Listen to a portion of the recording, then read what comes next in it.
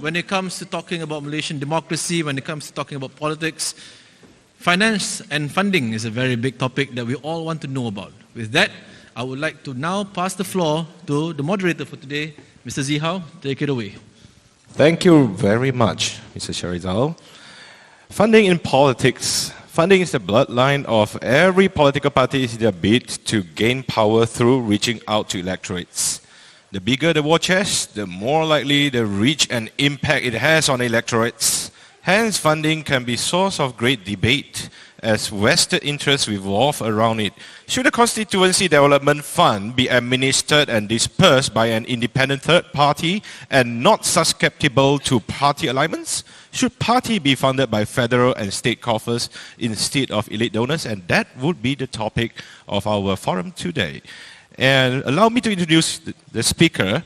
First, Yang Berhormat Puan Teresa Kok Suh Sim, MP for Seputeh, 5 terms MP. Ladies and gentlemen, round of applause. Then, Yang Berusaha Puan Tricia Yeo, CEO of Institute for Democracy and Economic Affairs, Ideas. Round of applause. Be fair. Yang Berbahagia Dato Dr. Asyraf Wajdi Dusuki, Youth Chief, United Malay National Organisation, UMNO. And Yang Berbahagia Dato Mohana Muniandy, former National Women Leader of Malaysian Indian Congress MIC and President of Power Malaysia. Ladies and gentlemen, without further ado, I would like to throw the floor to our panelists. It's a very general question to all of you. What's your view in political funding in general? We would like YB to have the first mic. Yeah, thank you, Zihao. And my fellow panelists, Puan Tricia Yeo, Dato Asyraf, Dato Mohana Muniandy, and the chairman of IC, Mr. Chia Chuan Yong, and I think all of you who stay back until now, that shows that you are serious participants, and that also shows that you are very interested in this topic. Because in most seminars and conferences, normally after lunch, if you have 1/3 of the participants stay back, you are very lucky. But I can see that, just how I came in, some of you are having really serious discussion with the panelists. Okay, dear friends, today we talk about funding in politics, and I'm supposed to talk for 5 minutes only. That's why I didn't prepare any speech, any text. I think that just how when we had the discussion, we need to be a bit clear on what do we mean by funding in politics. If we mix it with the Constituency Development Fund, that will be more complicated. It is not totally unrelated, but it's more complicated. Actually, before I came, I spent 2 hours or 2.5 hours in the Zoom webinar organized by PERSE. They were discussing seriously on the Constituency Development Fund, this CDF, and they even suggested that to come up with a law to govern the MPs how to spend the money. So just like I told Tricia, I say when I was in government for 18 months, we were given 1 million ringgit for, I think subsequently the second year is 1.5 million ringgit. Out of the 1.5 million ringgit or 1 million ringgit Constituency Development Fund, everything we have to report to ICU. ICU stands for Implementation Coordination Unit under the Prime Minister's Office. So they have to approve first, then only we can spend the money. It is not so simple that as if that 1.5 million ringgit given to us in hand. And actually that money, that amount is not big for a lot of rural areas. So you want to come up with a law to monitor that. It might be too complicated because it might overlap with the function of the ICU and also the audit of the government. But if you talk about political funding, meaning that the money given to politicians, Like the money you give to me to run projects or run my service center, an election fund, I think this is something that we should focus on this, so that to ensure that there will not be 2.6 billion ringgit come into our personal account. So all this, I think our discussion should go to this. I remember when Dato Paul Lau was the minister in the Prime Minister's department, he had come up with the suggestion that political funding bill for whoever donate 3,000 ringgit to the candidate in the elections or politician, then we have to register it, we have to report to the government. Then when this announcement was made, of course he made announcement only the bill, we didn't really see the bill. Then a lot of my constituents came to me, they say, oh, next election, I'm going to donate 2,999 ringgit and 90 cents so that I don't need to report. So that tells you what? That 3,000, for every 3,000 ringgit they donate for the candidate in the election or to the MP or the politician, with that kind of amount you need to report, many people would not like to do that, and they will give you cash. So if you put the law too stringent, then you end up that there will be more, loopholes. We say more lubang for people to play around. They will give you cash. Then you end up that most people will give me cash in hands, and nobody will report anything, any single donation to the government.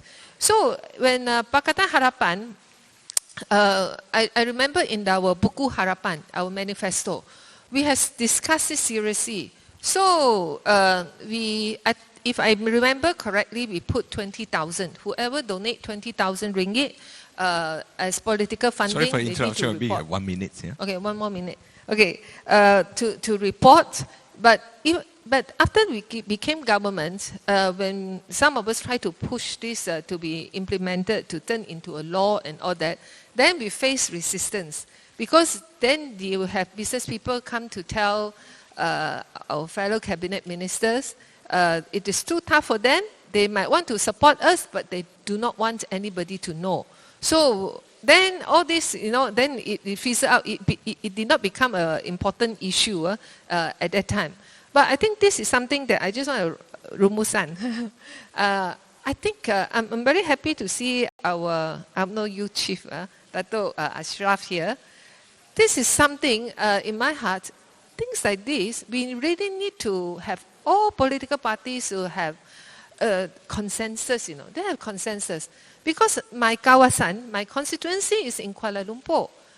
Let's be fair to those in rural areas. Without money, they cannot move. Let's be fair, this has been the culture, especially in the rural area, in the kampong, in Borneo states. And how do you expect them, without to survive without political funding? So all these are the big issues. To what extent we all can accept? Start with that amount first. Start with that kind of mechanism first. So then only you what do you call that? Talk about how to turn it into law.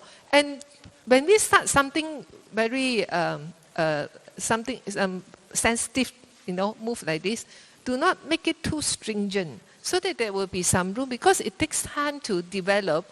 Then only you can model upon some developed countries. Even 2,000 ringgit you need to report and all that. Let's start with something first. All parties will agree, and then we all will be seriously implementing it in the coming GE or the by-election. Then only we can ensure this will slowly shape the mindset of our business people, politicians, including the rural, ordinary people who always come to the Wakil Rakyat office to ask for donation. Then only become a norm, in Malaysia. Thank you. Thank you very much, YB. I'm sorry, I'm trusted by the organizer on a very strict time ruling. I would like to have Puan Teresa to express your view on political funding in general. All right, thank you very much, moderator. Tai Zihao, a very good afternoon to my fellow panelists, Dato Mohana Muniandy, Dato Dr. Asyraf Wajdi, as well as YB Teresa Kok. Thank you very much to Mr. Chia from ISI for inviting me here today.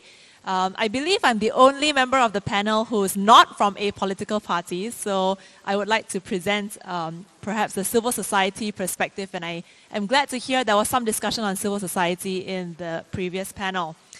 I think when we approach the whole subject of political funding, we should think about it in a more systematic way.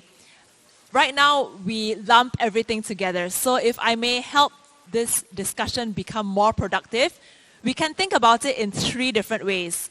We can think about campaign financing, so everything to do with the elections. And then the second category would be how political parties run. So political parties obviously have, they have office workers to pay for, they have general duties that run in between elections. Okay, so we accept that political parties do need funding to exist. And the final third category is where you think about everything that YB Teresa Kok was talking about, development funding. What they do on a day-to-day basis, they provide funds and then they go out to the constituents, and a lot of it actually happens. And we at Ideas have been doing a lot of research. We know that everyone, all MPs and aduns ultimately bow to this thing called KBSM, which is Kawin, Bersalin, Sakit, Mati. The constituents will come to members of parliament and aduns for these four things, as well as a whole range of other things. So I think thinking about it in these three categories is helpful for us as a starting point. Okay, so I want to come to the first one, campaign financing. I think I'll spend my first 5 minutes talking about the principles behind why our current system is completely unsustainable, and we cannot go on this anymore. What the law says is that if you are competing for a member of parliament post, you can only spend how much, do we know? 200,000 ringgit.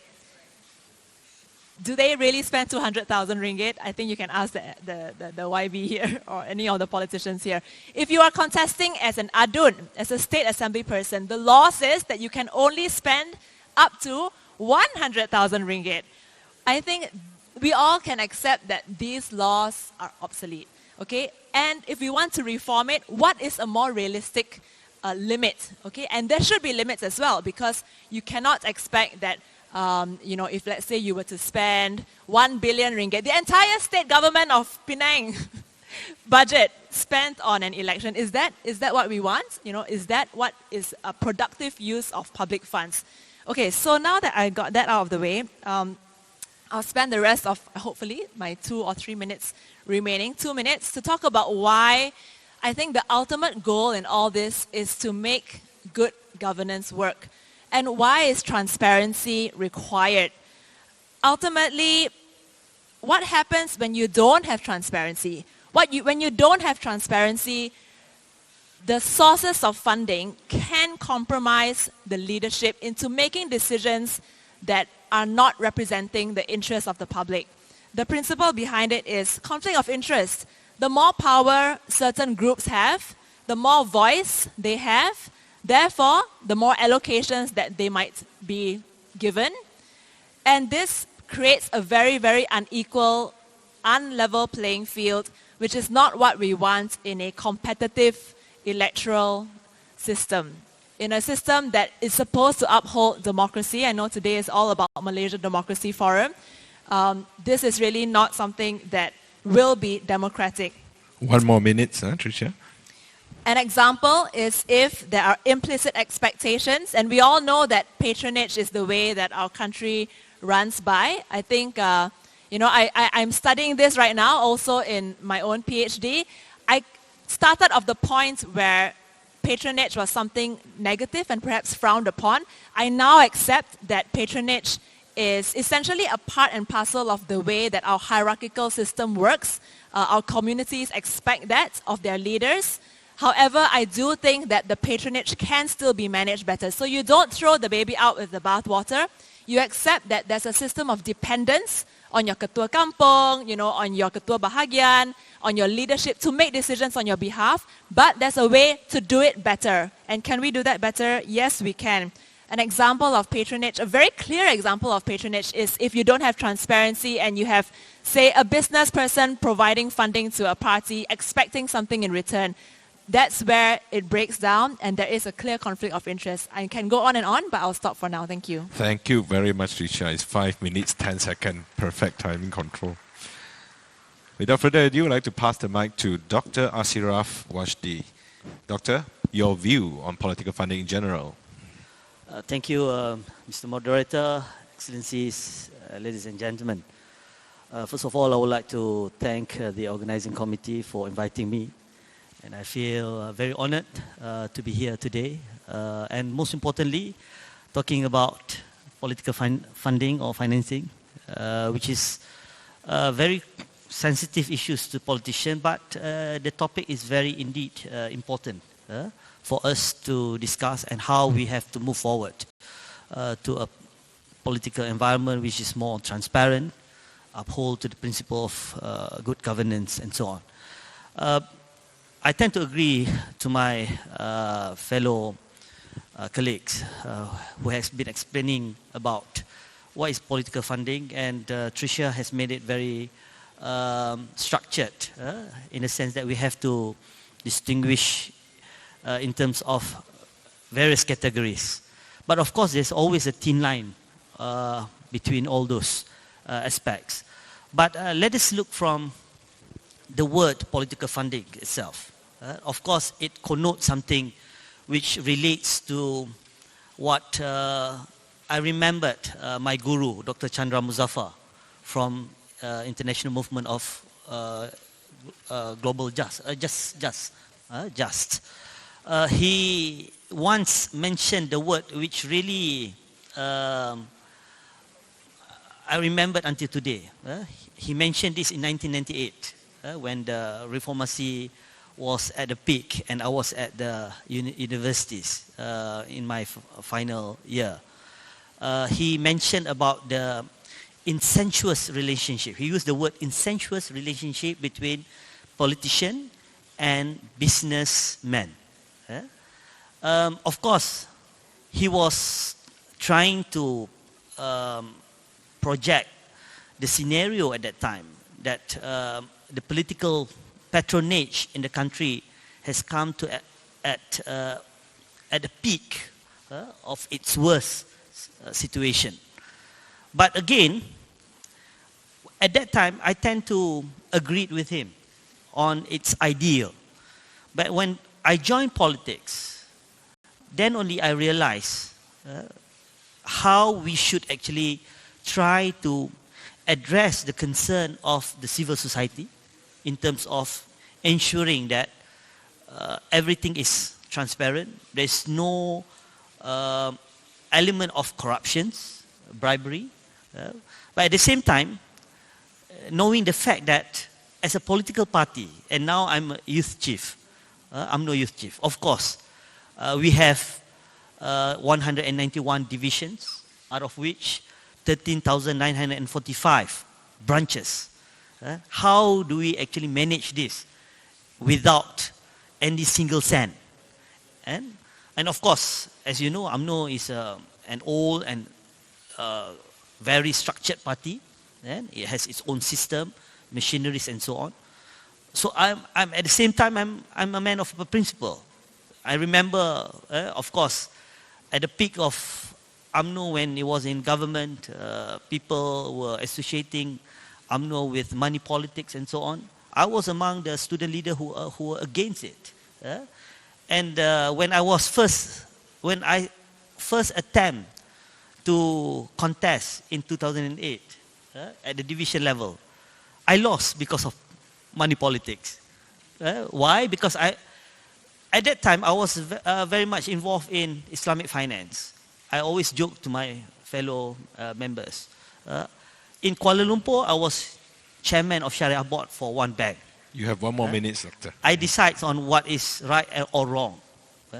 But how come I would tolerate on the principle of buying votes to ensure loyalty or to make sure you win a position in the party? So that is something which I disagree.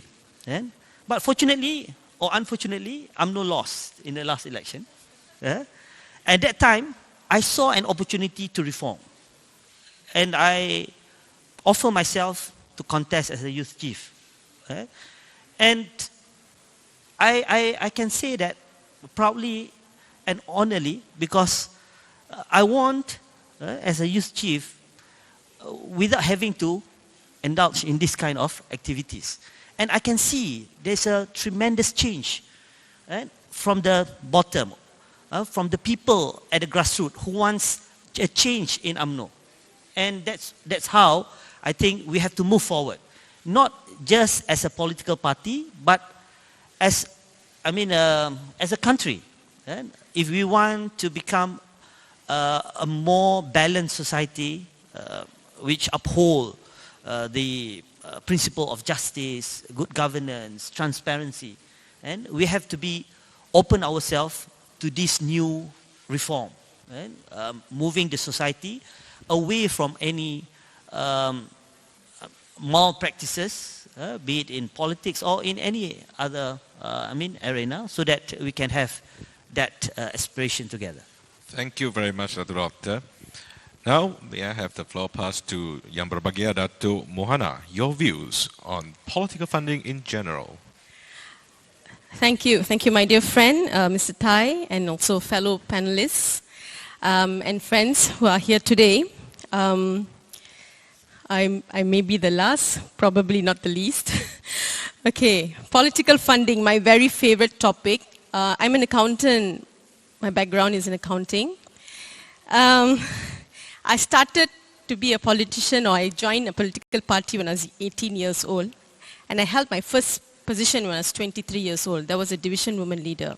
Now at that time, until today, very, very compassionately helping people. But the most important essence of helping people was we needed money. Money is the essence. And how I started, that time I was earning about 2,000 ringgit salary, and that salary is not even enough for me to survive, but I have to help other people. So we always do little fundraisers among friends, and I actually started this empowerment team. We collected money within ourselves, and we empowered one single mother, and from that single mother we empowered another single mother, and that grew on.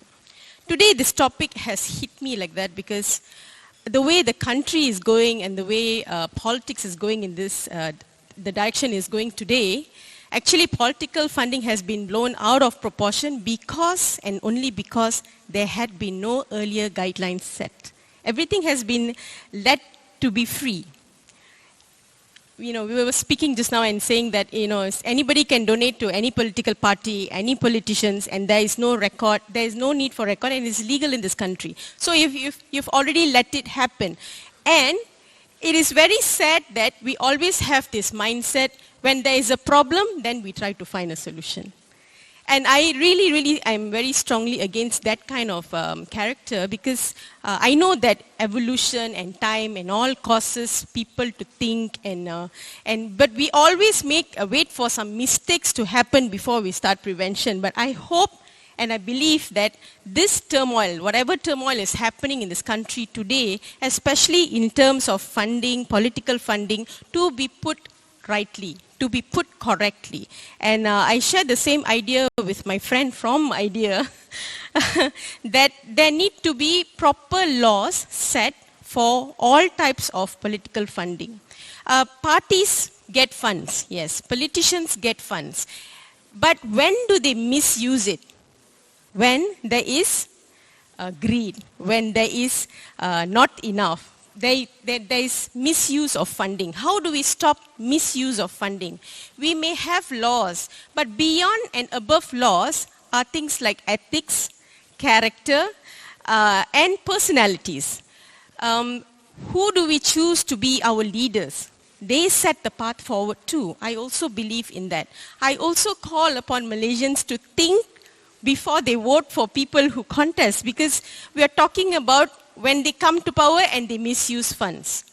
So it is about time Malaysians choose the right leaders forward. There are many, many people who are talented, who have principle, like our friend just now said, Doctor said, you stand by a principle and you stand by it forever. If the principles change, then you don't deserve to be a leader. So in that sense, funding is also very important because your character about funding is important. The misuse happens when the leader entrusted with the funds use it in a different way. That is my view. And the misuse happens when there is a two-way win-win situation. Correct? When somebody gives funds with the intention of getting something back. And do we want to practice that?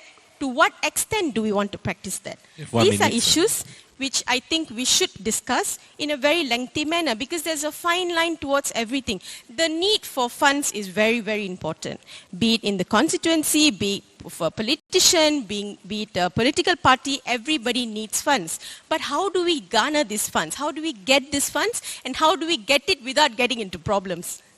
And how do we manage these funds properly and that these funds go to the right people? So these are things which I think should be very given big importance in today's session, especially when we're talking about political funding. Personally, I think there is a lot of integrity issues and ethical issues at stake. In Malaysia, I think that a lot of transparency is lacking because people are trying to cover up for other people. And people are trying to, because of patronage, people are just trying to say, it's okay, he's a good leader, so we don't talk about the bad side of it. I don't think that should be it. A wrong is a wrong. A right is a right. That is how the way forward should be.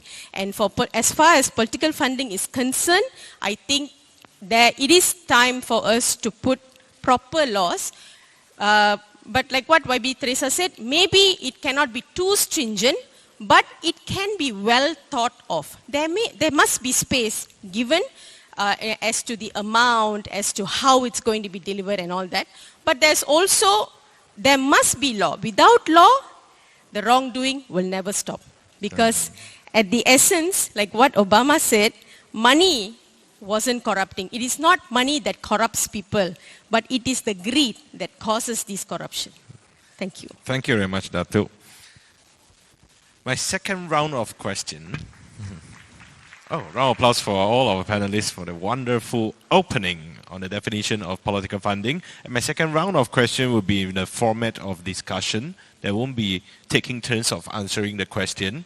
So I will pose a question to all our panelists, and you can express your views, and you are encouraged to challenge the view of your fellow panelists. And the question is like this. Political funding is not strictly regulated in Malaysia compared to other developed countries, where funding and donation must be registered and declared to the public.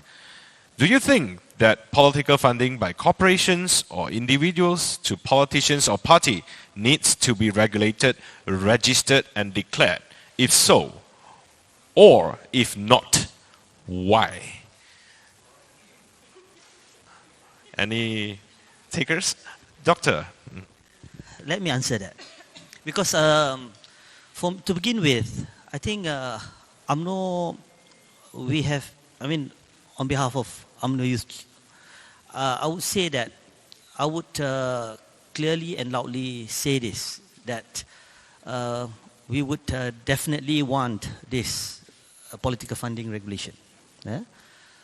Because in fact, UMNO was the first to moot the idea in 2014. But it was, of course, when Dato Sri Najib was highlighting this idea before, there was a lot of resentment within and outside the political parties, including from our fellow oppositions. I remember Rafizi was saying that it is a double-edged sword for them, because they would not want to expose, as YB Teresa mentioned, the donors, the contributors to opposition. They don't want their donations to be exposed. And this is what, for me, transparency is good and advantageous to us, because then we know who is our friend and who is your friend. Because by then, we would know who is actually sincere enough to donate and contribute for the sake of our cause, rather than to buy insurance.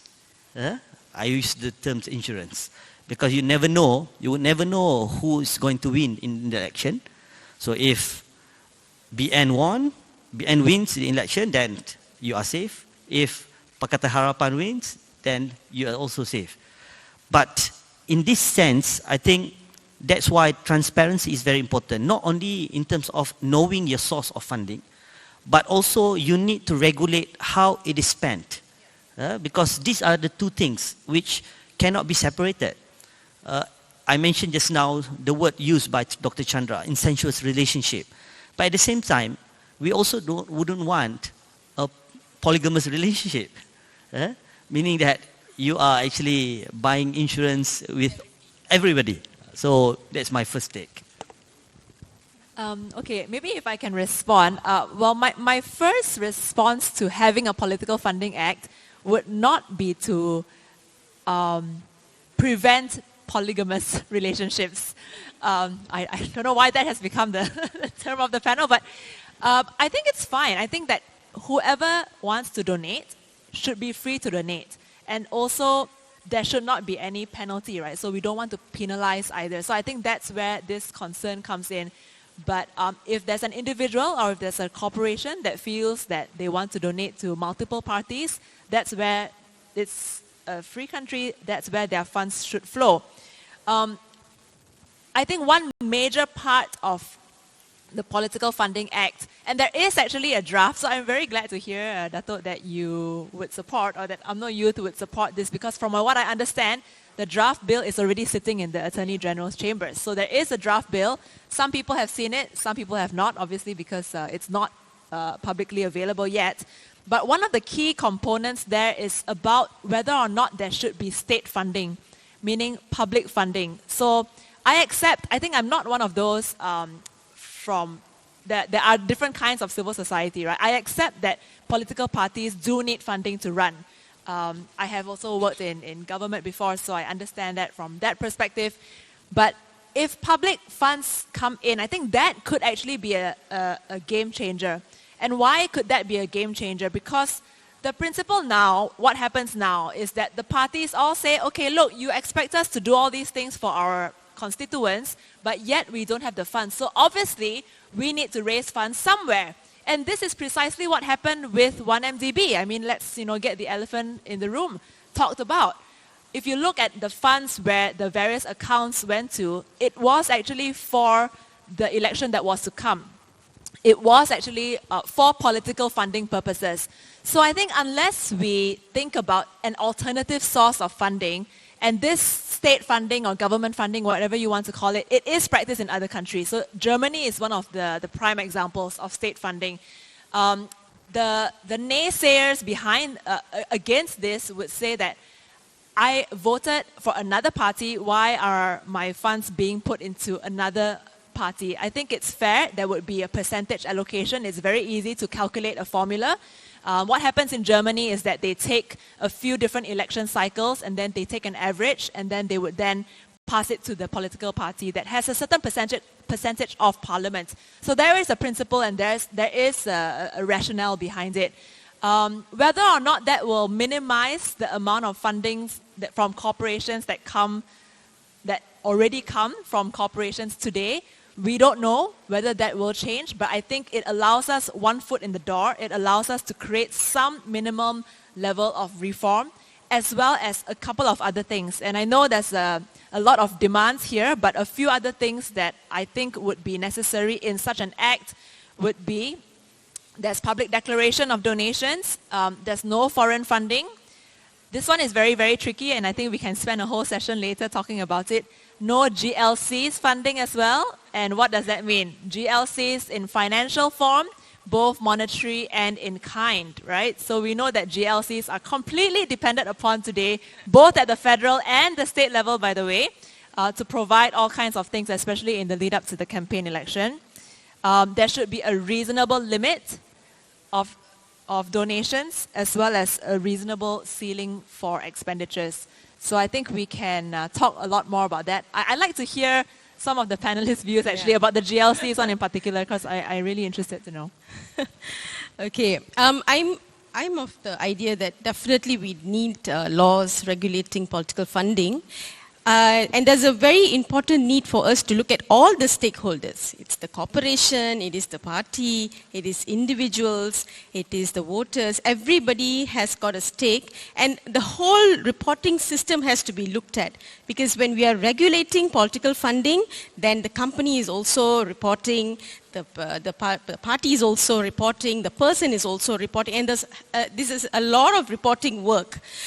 So we have to look at reporting properly before we set on the laws, because we don't want people to go backhand reporting, number one, because that is, that can be done. It's not that it cannot be done. So we are saying, hey, let's go and regulate funding, but we can do it back on the paper. So what's the point, right? So look at proper reporting regulations and laws as well, so that there is a check and balance both sides. You have funding, you have regulations, and you also have reporting, which means that whole entity is covered. I'm actually very interested about the laws you were proposing just now, but I'm just wondering how it's going to be fitting into the Malaysian scenario, because we have always lived and our culture has always been like this. So a very important part which this law will change is the culture, because this has been a very long culture. And how do you change culture? It's not going to be easy to change culture, and that is why we are all set in a rut now, because the culture has not changed, no matter what. When a person comes into a higher position, they automatically come into the seat and they are automatically bound by that culture. We see that after Barisan Nasional lost, the party with the government, the new government also has been plagued by corruption. So we cannot say that a new elect will bring a reform immediately. You cannot bring the reform because the culture is still there. So it's very important for us to look at political funding from the point of view of culture. So I think that is my take on political funding. Thank you. Okay. While I was listening to my colleagues talking about political funding, I put myself in the shoe of a donor, a businessman. If I run a big business, why should I risk my company or myself to go to report to the government to fill in the form that I donated 20,000 to UMNO, 30,000 to DAP, to Teresa Kok? He will be worried, so we should give some motivation. I was thinking that, when we are going to declare income tax now, insurance, your 7% of your taxable income, right? And even some NGOs with those tax exemption receipt, there is certain percentage of your income where you can put under that. So if, I think motivation for companies or business people is that instead of them bringing, 100,000 ringgit to us, this is for your party, political campaign fund, then if we can start with, 2%, 3%, let's say we start with something like that, for companies or even individuals. If you donate money to UMNO, you donate money to the DAP, to MIC, okay, you can claim tax exemption. I think if something like that can come out, it's like a policy from the government, on the taxation part of it, then this will motivate more people to come out to report. Yes, I donate 100,000 to UMNO, 100,000 to MCA, 100,000 to DAP, so it's okay for them. It's legally okay, and then you can get tax exempt receipt. I mean, if we want to, we in politics, we are not afraid. If you want to donate for me, I welcome. If you want me to give you a receipt, an acknowledgement letter, I will do that. But who are fearful to do that? The donors. So let's tackle that. Maybe this is something that we can, later we can discuss, whether this is workable. For many of you, maybe some of you are our future donors. We do not know. Thank you. Thank you. Thank you very much. All right, looks like our panelists has agreed that political funding is a necessity, agreed that it needs to be regulated, but has some disagreement as to to disclose the identity of the donors. And now we are going to focus more on what kind of political funding is acceptable in your views. I'm going to put this question into a scenario, and I will allow all the panel to answer like what we did just now instead of 5 minutes each, you see. And again, you are encouraged to challenge the view of your fellow panelists here. So, the scenario is like this. In a hypothetical situation, but realistic, a director of a book printing corporation by the name of Mr. Lim approached the Minister of Education. He wished to supply textbook of Sekolah Menengah Kebangsaan syllabus to the ministry that worth 10 million ringgit. He wished to secure the deal by way of direct negotiation instead of an open tender, which is the minister's discretion to do so. In return, Mr. Lim told the minister he will be sponsoring an educational program in the minister's constituency up to 200,000 ringgit via the minister's party. On top of that, he will be paying the salary of a staff for the minister to run the minister's errand in the constituency up to 3,500 ringgit a month. During Chinese New Year, Mr. Lim will also donate 150,000 ringgit to host an open house for the minister in his constituency. My question, in your opinion, is the way of political funding, as I mentioned above, acceptable, and why? Panelists, who wants to take the first? Okay. Okay. Tricia. Did this really happen? Okay, you don't have to answer that. It's a very realistic scenario, which I think does happen in reality, not in exact terms, but I think those kinds of relationships and those exchanges do happen, or you know, if not implicating anyone, I think the nature of that kind of relationship and exchange would happen. So first, before I talk about whether it's wrong in terms of political funding, I want to address what you said about negotiation versus open tender. So we also do a lot of work on public procurement. So on the very first instance, I would say that open tender has to be the norm rather than the exception. So there are certain incidents and times at which you can have negotiated tenders, but we should actually spell that out. Like, when can you have negotiated tenders and when must you have open tenders? The times at which you must have negotiated tenders are in times of exceptional emergencies. There's really nobody else that can perform this task because of technical knowledge and so on. So there's a lot of international laws actually and standards that we can adhere to. Okay, so that's out of the way. Sorry, I had to talk about that because procurement is also close to my heart. I would say that should not be allowed under a political funding act. So in the absence of such a legislation today, something like that would be completely legal, right? So I mean, you asked us to disagree, right, with our panelists. Sorry, Dato Mohana, I think you mentioned just now that right is right, wrong is wrong. I think in Malaysia sometimes it's not so clear, right? So I think this is what we really need to address. We actually, or you, or whoever's in government, are put in a position of leadership and power to decide what is right and what is wrong. And now there isn't such legislation. And because it's vague, because it's a gray area, people don't know, you know, is this actually wrong in the eyes of the law or not? So I think sometimes integrity, we also need to discuss what it actually is. So why is it wrong? In my opinion, I think it's very clear that Mr. Lim expected a certain exchange. So he would have received a certain benefit and he would have had gratification in exchange of providing that fund. So that's very clear. In fact, I have to check, but the MACC Act might even define this as an act of corruption. So even if you don't talk about it from the Political Funding Act point of view, we also need to review what's in the MACC Act. Okay, I want to say this, quoting my friend. My mind says it's wrong, but I know it is right. You get what I mean? Because the practice is that. Yeah, but my mind says no, definitely no, it's wrong. Because it's a direct nego, that's the first point. when you call for direct nego, then everything is already closed.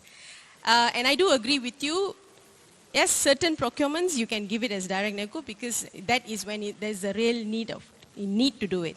But generally, if procurement is done by tenders, you see, every type of funding, from international funding, if you go for international funding, it is so well done because they list, even the way they write the funds, they ask you to write on funding is very, very specific.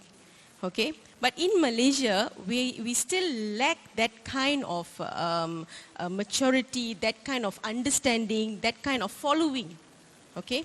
Why I'm saying that is because if one person has started this practice and everybody followed the practice, okay, so that has become the right thing. Actually, it is the wrong thing. Correct? It is a wrong thing. And how do you correct this? You have to have proper laws. When you have proper laws and you have proper check and balance, then you will not be able to correct this whole thing immediately, but eventually we may see progress. And for us to see progress and for us to see better things, a lot of integrity work, a lot of ethical work, a lot of governance check and balance need to be there. Because what we see today is the same group of people for so many years. If they wanted to bring the change then itself, you were talking to the same group of people. I still feel that. Whether it's opposition, whether it is the ruling government, it is still the same group of people. The same group of leaders. We have not seen a major leadership change yet. Yeah? The current Prime Minister, the former Prime Minister, these are people who have been in the system for these 30 years. You know? And if we want to bring change, then the forward is to bring new group, new face, and then probably when we instill all this law, the lawmakers go to Parliament and they will decide to bring on good laws, to bring on good decision making, and to pass on the political funding bill. Because until and unless, you see, this is a system, right? You have politicians, you have funding, you have all this is a system. So if you want to change one part, you have to change everything. Everything needs to be corrected before this one. We cannot only be talking about political funding alone. It's not a standalone issue. It is an issue which is interconnected with every stakeholder. That's why I mentioned stakeholder just now, because every stakeholder plays a part. From the giver to the receiver to the end user. Yeah, the giver is the minister, the receiver is the Mr. Lim, and the end user is the public. So all of them, what is the effect through all these three parties? And for me, definitely this is wrong. Definitely it's wrong. But how do we move that in Malaysia? That's the question. All right, Doctor. I agree with Doctor, can I just interrupt for a while? I would like to modify the question for Doctor and YB before further. Let's assume... That is unfair. You have to take on the challenge, actually, Doctor. There's no level playing field. Face the truth, you know. There's never a level playing field, Doctor. I'm going to impose that on you, Doctor. So I'm going to modify the question a bit. Let's say Mr. Lim acquired that through a tender, and he wished to express his gratitude towards the minister by sponsoring the 150,000 ringgit worth of Chinese New Year open house. Is that acceptable for you, Doctor? Okay, then I tend to agree. Why? First, just now, when there's no open tender, there is temptation for corruption. There's an open doors to huge corruption issues, ethical issues. Because, of course, then it will affect the there's an economic implication. Whether you get the best price, not at the expense of the people's public money. So these are done deal, okay, based on your modified question. Secondly, again, you are posing a hypothetical scenario, which is actually the reality of what is happening on the ground, which we need to regulate. Because at the end of the day, what is the reason for us to regulate that kind of practices? The society and the public needs to know, in terms of transparency, where are the sources of fund. How do you solicit that funds? And whether there is a direct or indirect interest and benefits emerge from those transactions. And these are all not only, stops there. You also need to know, as I mentioned earlier, where do you actually spend all those funds? Whether the funds is used for personal or institutional. Yeah? You mentioned that the money goes through the party, a political institution or political party. That is to a certain extent is acceptable. Okay? Then only you, as a political party, again, you have to put in place a governance process where you have a very clear governance structure that determines how it is spent, how it is being reported to your members and to the general public. And this is also another dimension.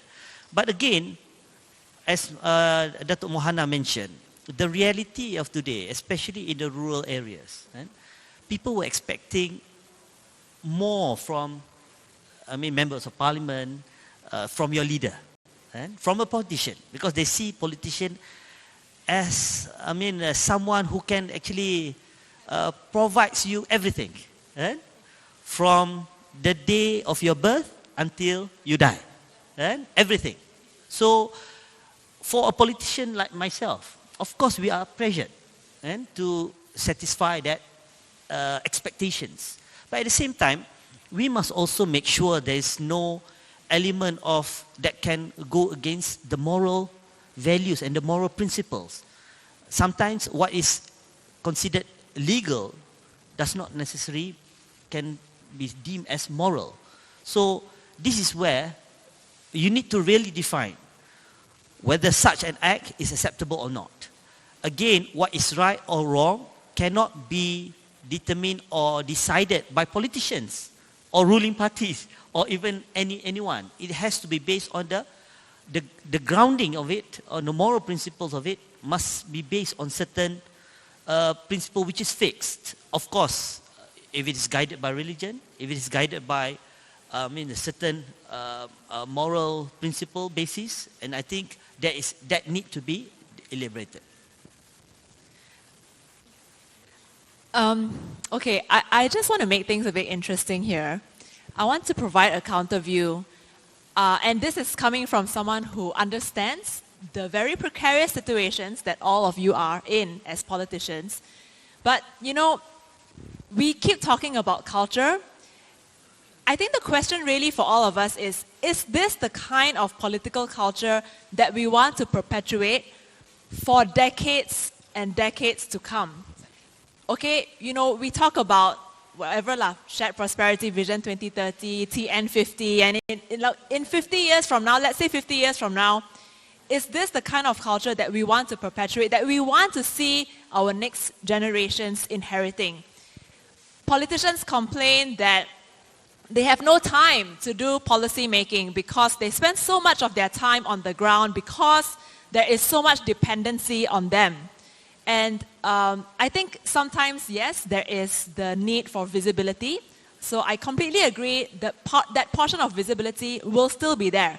But maybe the complete and utter dependence on politicians to have survival, that's not very healthy either. What does that mean? That means that their jobs are not doing what is required for them to survive. It means that they don't have enough wages. It means that their incomes are not growing. It means the economy is not sustainable enough for them to flourish, that they're actually depending on something beyond what their main livelihood is being able to provide for them.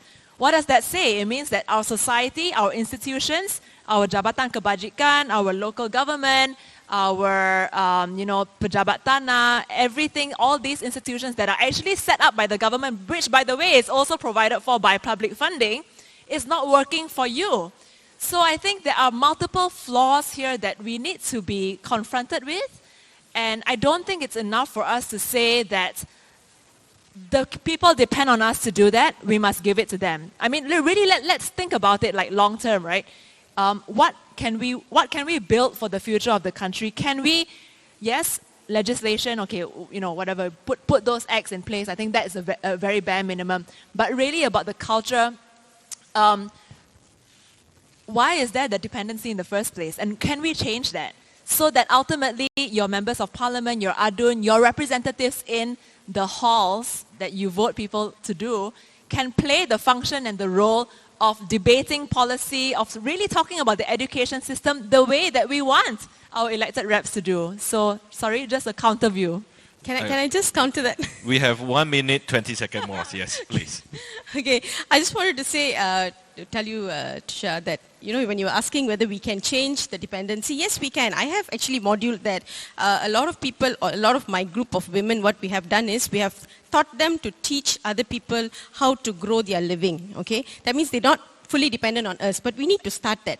We need to start that. So for that, we need funds, definitely. So what we do is women empower women. So you empower, you teach a woman a skill, that woman uses the skill to lead her life. Like that, we have a lot of success stories. I personally have a lot of success stories. I have developed proudly about 20,000 Indian women in this country with record. Okay? If you want to see the record, I can give you the record, no problem. But then again, people's needs does not stop.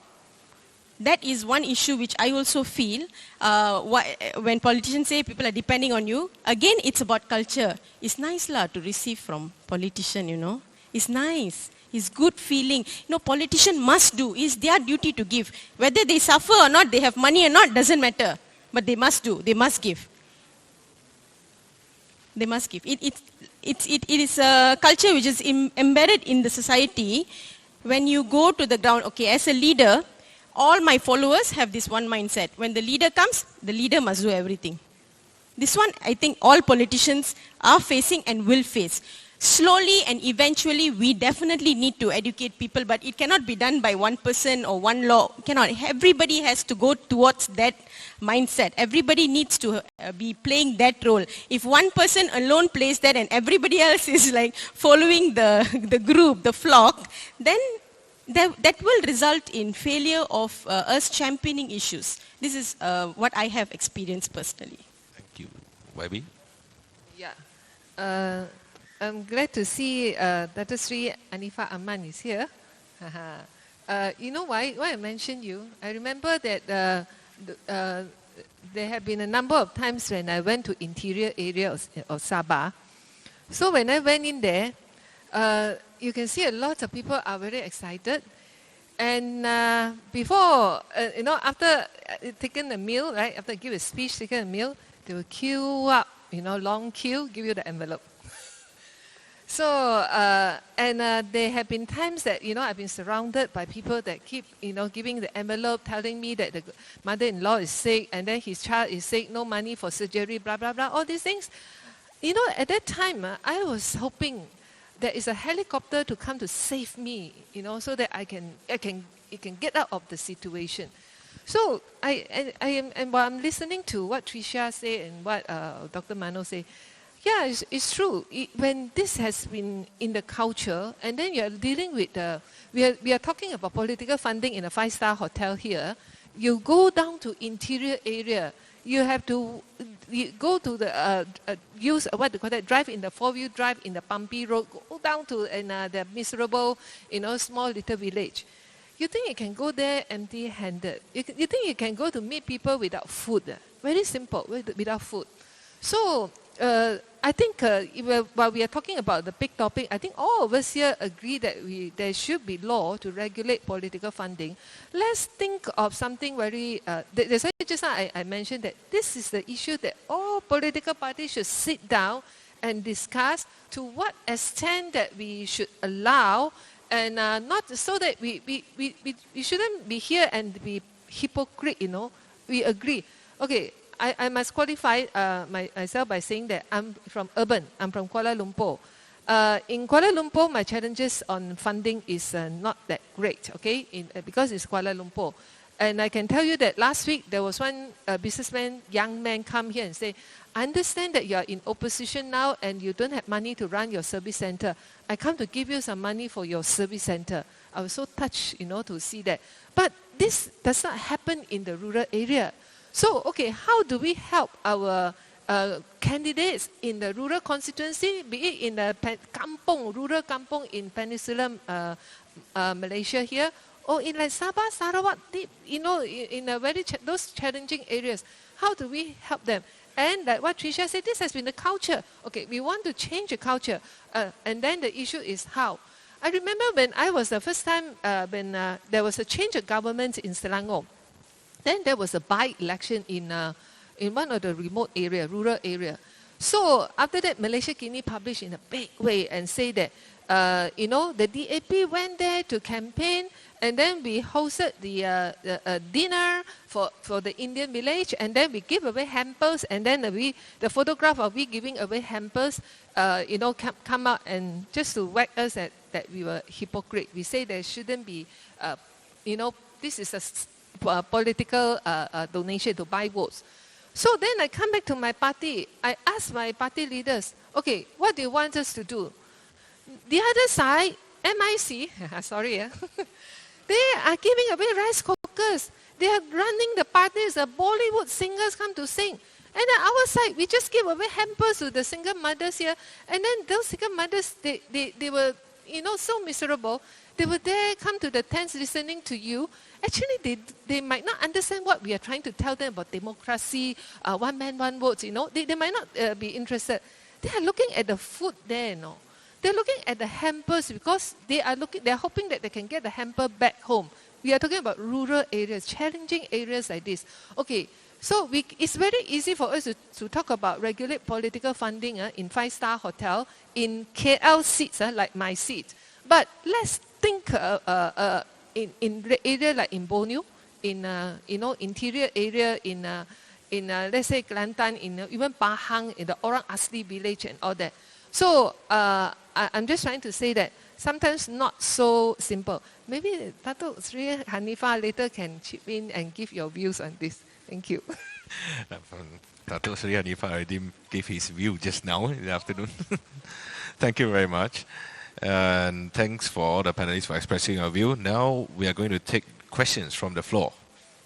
All right, so because of time constraint, I will take 3 questions from 3 different persons at one time. Oh, I saw a passionate Dato Isham and the gentleman over there. You're number 1. I got number 2 over there.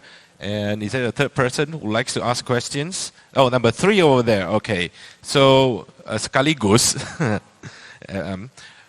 please state the name of the panel that you would like to address your question to, or is it a general question for all panelists? Dato, do you need a mic?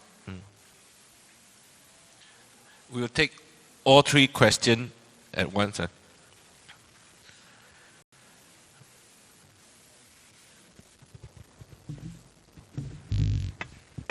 one go. I would like to ask question to all panels. So, because I was a panel before, but this topic is very close to my heart, and I'm very. The question is short and sweet, yeah, Dato. Thank you so much.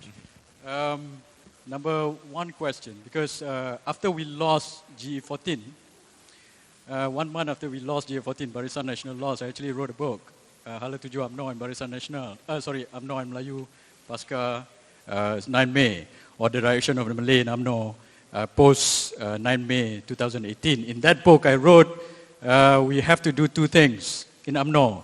One of the 2 things is actually, we got to sort out money politics in UMNO. And money politics doesn't only involve UMNO, all parties also got money politics. I'm pretty sure PH also got money politics as well. Now, the first question is that after PH1, you promised to table the political funding law. And you said to table it by October 2019.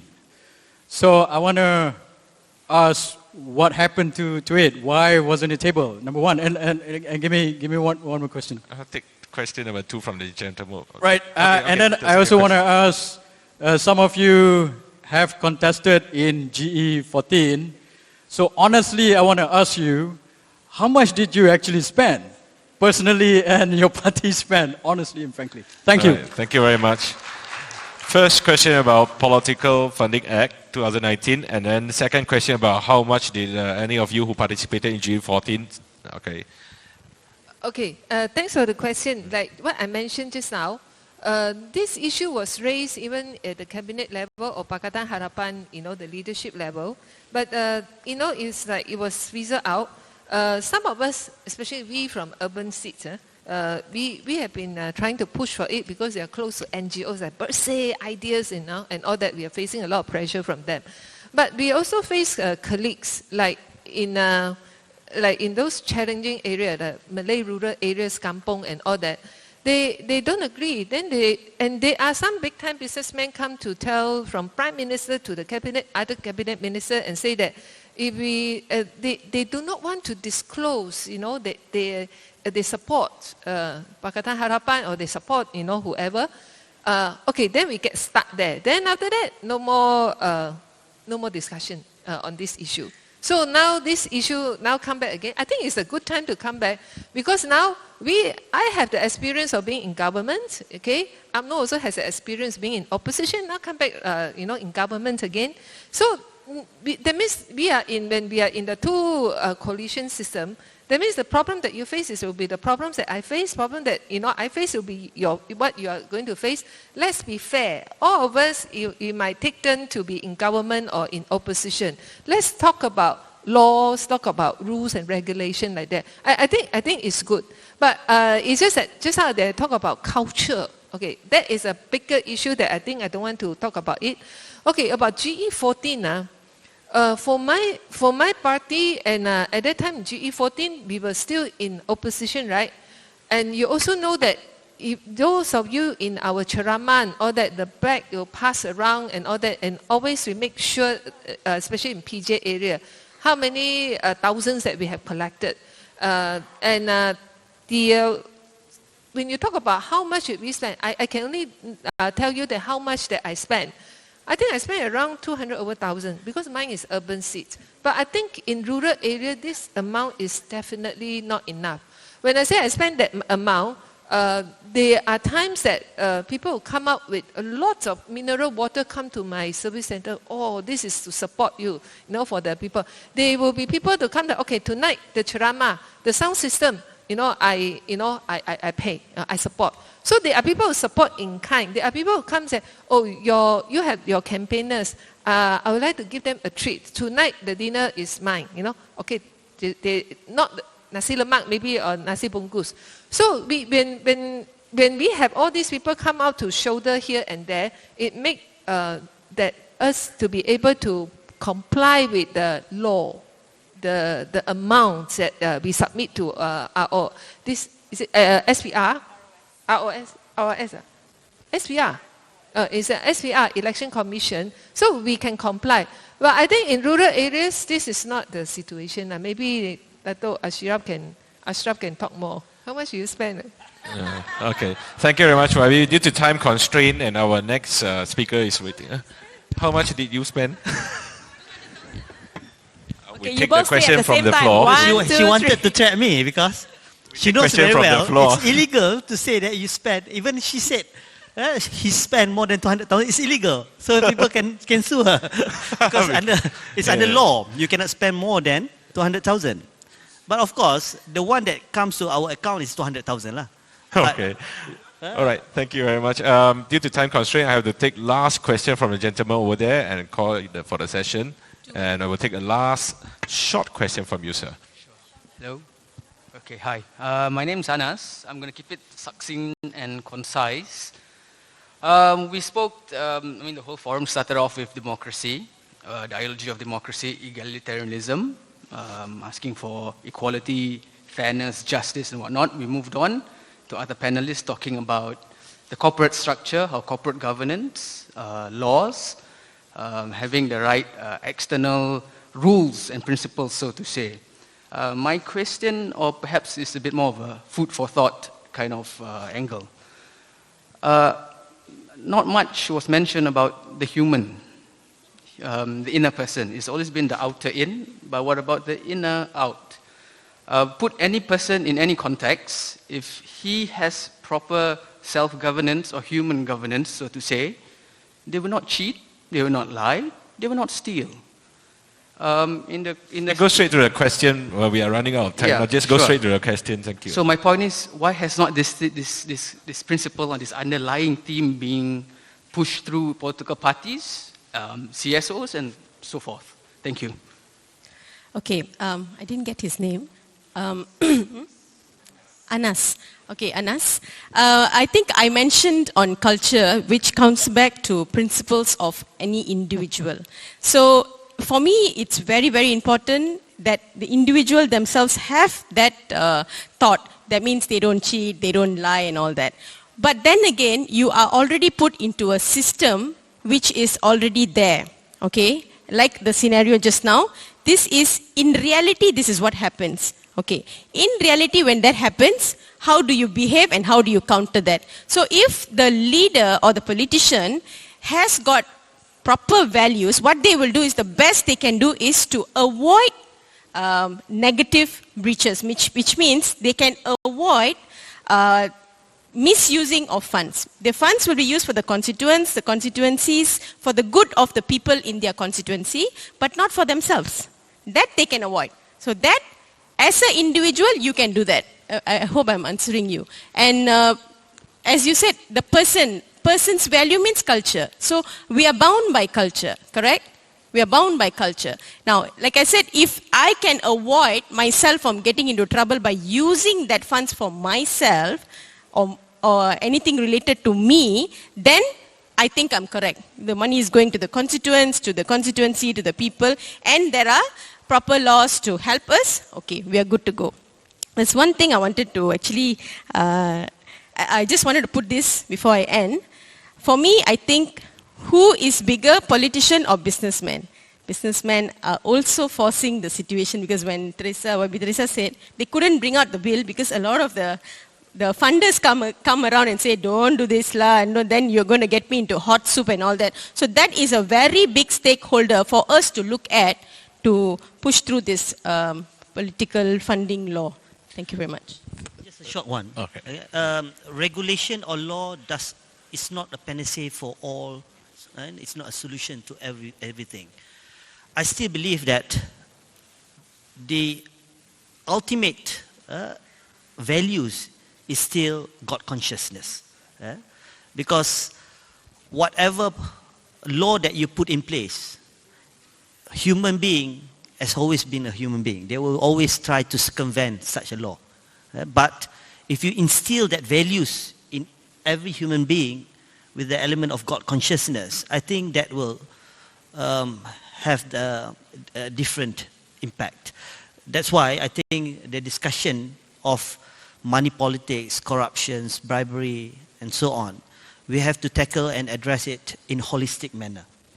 Thank you very much to all our panelists. Today we have concurred that political funding needed to be regulated, but to what extent, and that may point certain disagreement among our panelists, but it's a good start that we are heading towards the same direction. Thank you very much, and the floor is yours, Mr. Shahrizal. Thank you very much. Ladies and gentlemen, a round of applause for our speakers for the final topic that we have been